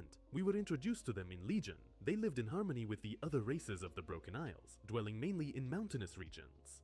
However, the arrival of the Burning Legion drove many inhabitants of the Isles insane, causing them to sever their alliances with the Tauren. Visually, High Mountain Tauren differ little from regular Tauren. Their horns are more elaborate and varied, and their bodies are adorned with tribal markings. Otherwise, they are nearly the same race. The same can be said about the Lightforged Draenei, whom we also encountered in Legion. The Army of the Light sought to purge our world of the Burning Legion, which had spent millennia destroying worlds and corrupting entire races. They share a common origin with the regular Draenei, and given that Draenei live for thousands of years, it is entirely possible that Lightforged Draenei and ordinary Draenei recognized each other by face when they reunited during Legion. Long ago, on the flourishing world of Argus, the Draenei civilization thrived, but the arrival of the Burning Legion led part of their leadership to join the demons. The Legion promised power and a brilliant future, one that ultimately ended in corruption. Those who refused to become part of the demonic army were forced to flee, as the Legion began hunting all who opposed them. A portion of the Draenei managed to escape Argus aboard ships. One crashed on Draenor and became the home of the Draenei we know today, while the other chose to take the fight directly to the Burning Legion. The inhabitants of this second ship became known as the Lightforged Draenei. They differ from their kin with lighter skin tones, silver hair, golden eyes, and bright, luminous adornments. In the overall population, Lightforged Draenei make up 1.8% of all players.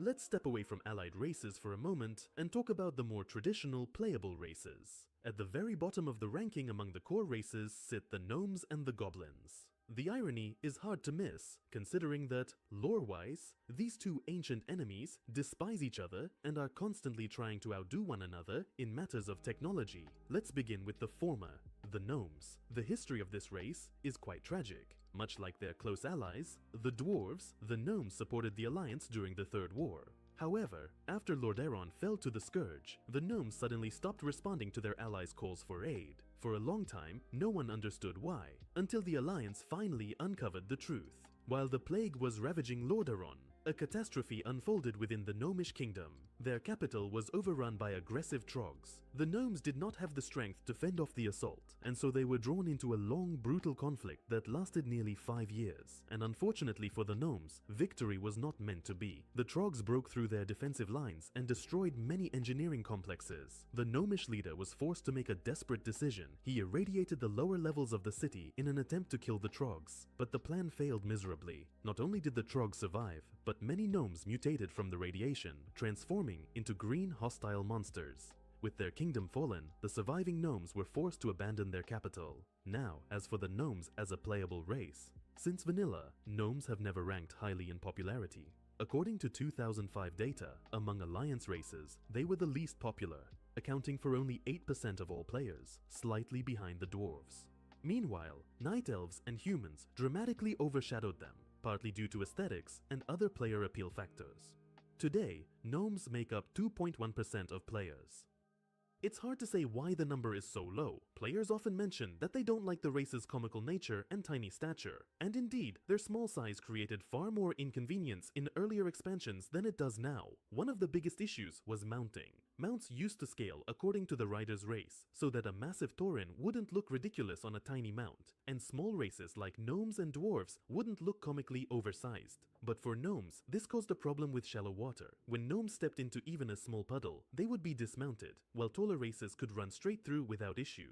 This was especially annoying in Swamp of Sorrows and Zangarmarsh, two swampy zones filled with shallow rivers and openings. This was eventually fixed by allowing mounts to simply swim, but for a long time, it was a real inconvenience. Their technological rivals, the goblins, sit slightly below them in popularity, at one point 8%. Although we first met this race back in Warcraft 2, where they fought alongside the orcs, we only became able to play them in Cataclysm.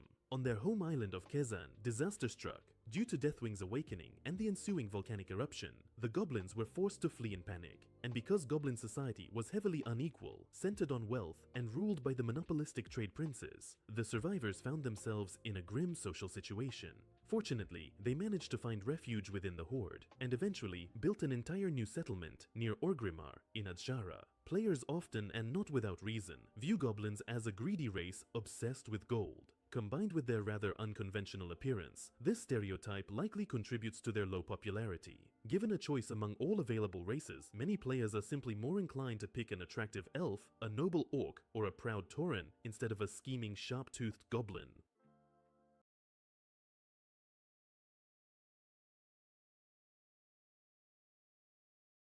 Mortal Kombat is one of the most popular video game franchises in the world, with 19 different games released over the last 30 years. Some are 2D, some 3D, and some are basically Hollywood blockbusters. You got spunk for an old man. I like that. But I always wanted to know which one of these games is considered the most important. So I'm playing every Mortal Kombat game ever made, to find out for myself.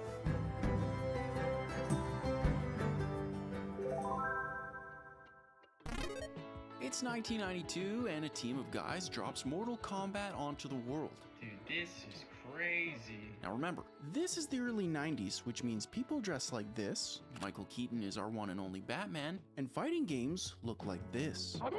Which made Mortal Kombat a pretty big deal for the time, because unlike its competitors, it's got realistic characters, ranging from Hollywood actors to whatever the heck Scorpion is.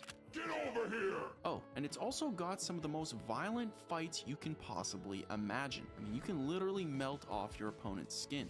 So that's a thing. But my favorite thing about Mortal Kombat is how a tiny team turned an incredibly simple game into video game history. But more on that later.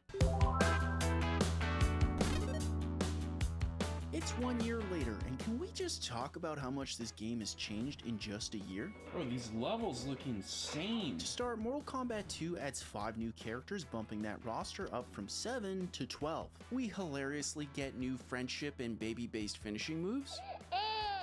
This guy says Toasty, becoming an international phenomenon for years to come, and straight up the music and atmosphere of Mortal Kombat 2 just feels incredible. Dude, this looks insane. How was this made 30 years ago? But the coolest thing about Mortal Kombat 2 isn't actually the game, it's how it was played. Because in 1993, everyone would gather around the arcades just to play Mortal Kombat, dishing out 50 cents for a single fight in front of your entire neighborhood community. Sure, you could play at home on a console, but back then, this was the true Mortal Kombat experience. No pressure, by the way. Today, playing games at the arcades isn't really a thing anymore, at least not like that. Meaning it's basically impossible to experience Mortal Kombat like you could 30 years ago. Walk, and look at us. Which is a pretty big problem, because if I'm gonna find which one of these games is responsible for making Mortal Kombat what it is today, then I need to experience them the way they were meant to be played. Which means I'm stuck. Unless I was somehow able to convince my loving wife and best pal to use our honeymoon savings on a custom arcade cabinet just so I could replicate the true Mortal Kombat experience by the end of this video. I bought an arcade cabinet. I love my wife. It's April 15th, 1995, and Ed and the team at Midway are in their element with Mortal Kombat 3. Wait, there's no Scorpion? Sort of. Remember, the 90s was when all your cousins would drop by for a sleepover just to play one game all frickin' night. And that was this game. We're talking takeout Pizza Hut, and if you were in my tax bracket, RC Cola. But what you might not know is there are actually two different versions of Mortal Kombat 3, the original and Ultimate Mortal Kombat, which released later in the year. Because like I mentioned earlier, the original was missing a few key things, namely everyone's favorite character, John Scorpion. So naturally I got that one to see what the heck the team was thinking. And even though this is the only game in the series to forget John Scorpion, there's still a lot here. First, we got even more finishing moves. Fatalities, friendships, and babalities, they're all still here. But with Mortal Kombat 3, Ed and the team go, what about animalities? And it's exactly like what it sounds like. The next thing that's new is that you can now punch people into completely different parts of the level. Oh my god, that was incredible. That was actually awesome. Holy smokes, I don't even care that I lost. And last but definitely not least, they added some wild new characters. I mean, straight up, Mortal Kombat 3 gives us not one, but two new cyborg assassins. A Native American shaman named Nightwolf, who literally summons spirit arrows, whatever the heck this is. What is that? And for some reason, a run-of-the-mill cop named Stryker, whose only thing seems to be that he wears his hat backwards. So, I think it's pretty clear which character I was gonna play. Stryker's the best character, hands down, not even close. Now, while I fight for my life, let's talk about how Mortal Kombat works, because the beauty of these games is that they stay pretty consistent with every release. Mostly.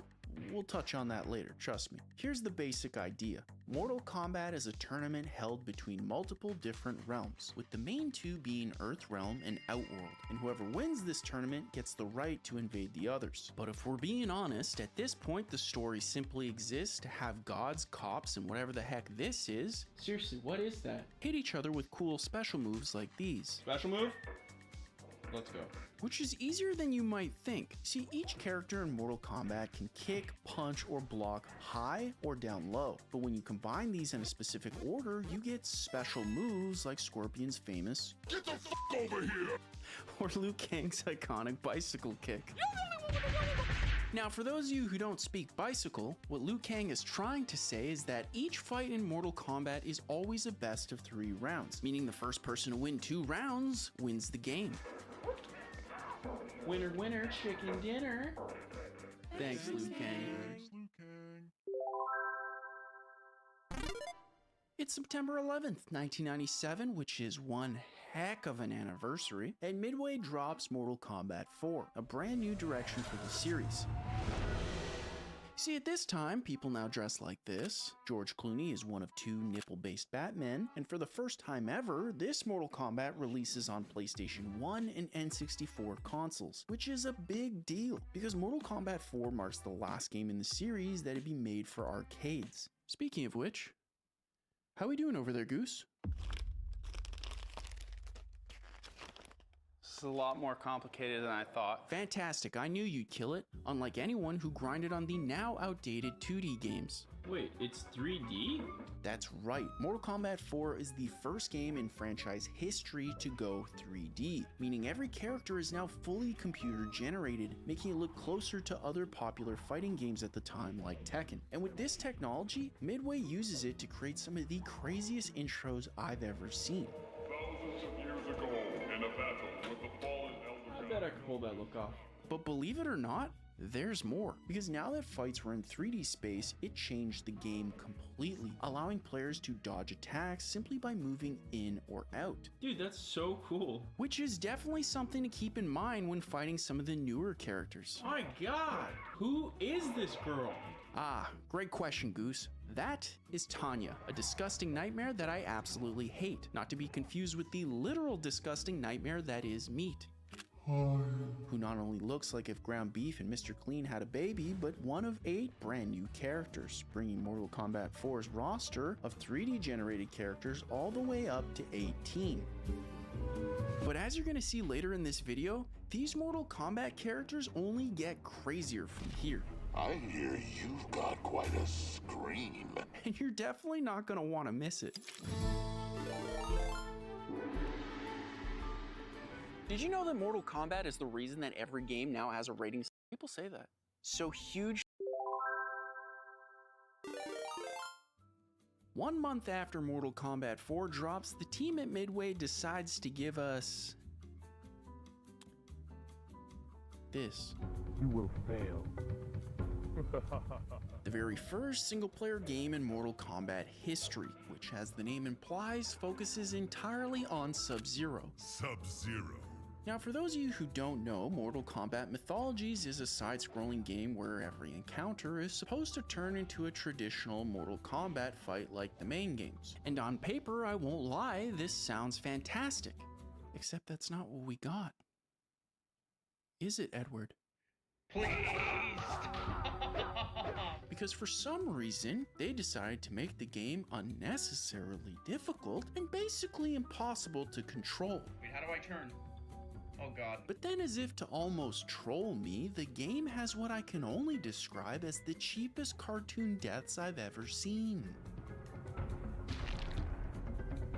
The first time it happened to me, I just stared in disbelief. I hate this game.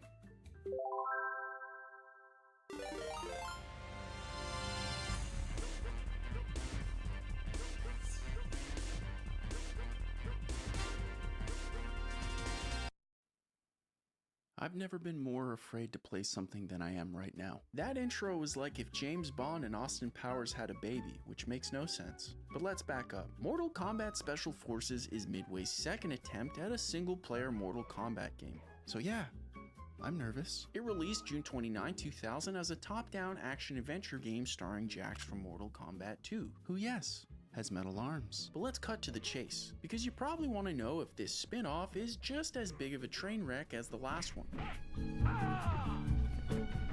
Yes. But I love it.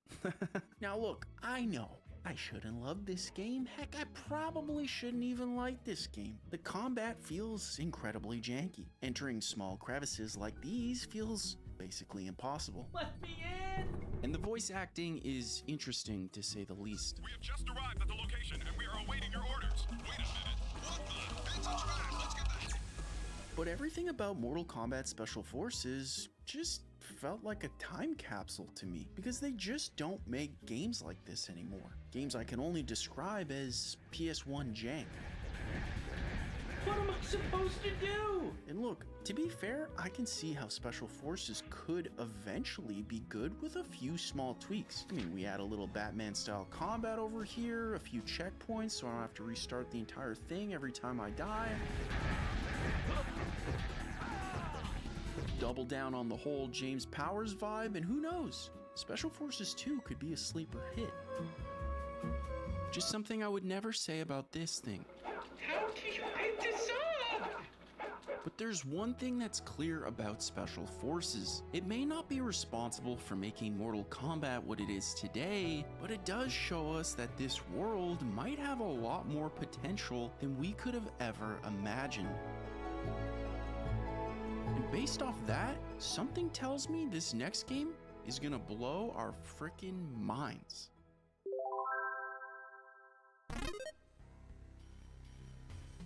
New Cybot. Fight!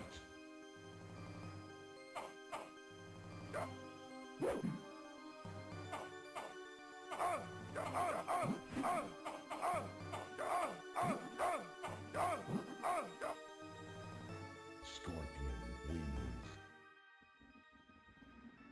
Yeah, I don't think I like this game. On November 22nd, 2002, Mortal Kombat enters a brand new era, something fans of the series call the 3D era, because Mortal Kombat Deadly Alliance not only continues on the gameplay from Mortal Kombat 4, but it marks the first traditional game to only release for consoles, meaning two things. Number one, arcades are officially dead. And number two, the world's changed once again. See, at this time, Eminem and 50 Cent have completely impacted how grown men dress. Kevin Conroy is keeping Batman sounding absolutely seductive. I am Batman!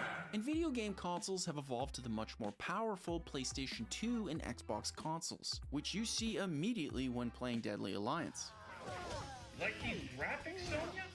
But the graphics aren't the only thing that got a bump, because Deadly Alliance might be rocking the most features I've seen in a Mortal Kombat game so far. This time around, it's got 21 total characters, 10 of which are completely new for the series, like the blind sword fighting warrior Kenshi, Sub-Zero's appropriately named apprentice Frost, this thing, a guy in a mocap suit, and a vampire who will eventually become Megan Fox. You Outworlders believe yourselves so superior.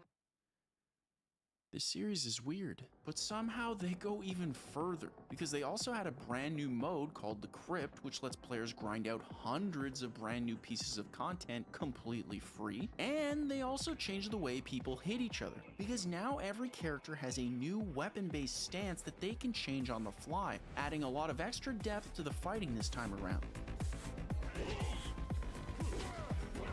However, with Deadly Alliance, we can see the teams putting a lot more effort on the player experience, adding Conquest, a new challenge-based mode to help you learn every character's fighting style, and starting the game with a bang. Because this game straight up opens with Liu Kang, aka the only Mortal Kombat character to speak bicycle, and the lead of the hit 1995 movie with the song no one's allowed to use, dying.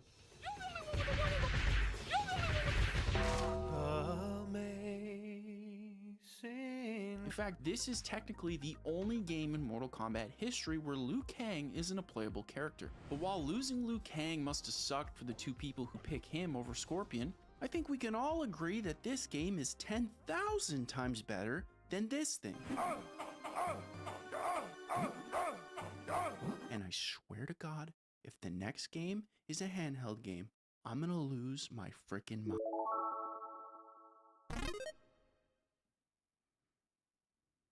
Edward, I'm not happy. Now, based off the last one, I'm obviously terrified to play this thing, but after some words of encouragement, I popped in the game to see what nightmare awaited me. And what I saw frickin' blew my mind. Round one. Fight!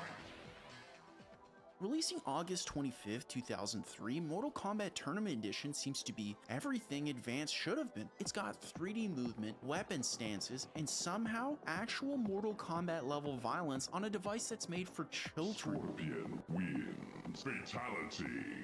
How they got this thing to run on a Game Boy is beyond me. Won't lie, this might be one of the coolest Mortal Kombat games I've played so far, and clearly the Mortal Kombat team agrees because they're actually including it in 2025's Legacy Collection. Which honestly would have been great to know beforehand given how much this thing cost me. Guys, my wife can never know about this.